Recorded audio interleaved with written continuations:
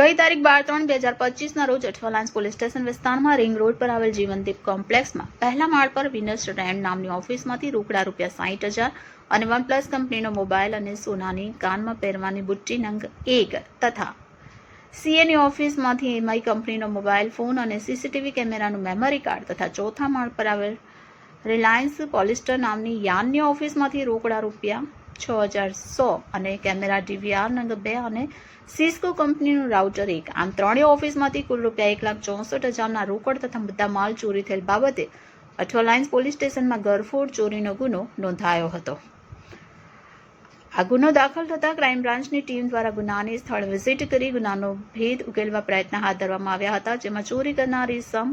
pipe વાટે આસાનીથી 5 માળ સુધી ચડીને ચોરી કરી અને પાઇપ વાટે જ આસાનીથી નીચે ઉતરી ગયો હતો, જે આધારે આજરોજ ક્રાઇમ બ્રાન્ચની ટીમના માણસોએ સીસીટીવી ફૂટેજ ચેક કરી ખાનગી બાતમીદાર થકી મળેલ માહિતીના આધારે રાંદેર શીતળ ટોકીઝ રિવરફ્રન્ટ નજીકથી આરોપીને ઝડપી પાડી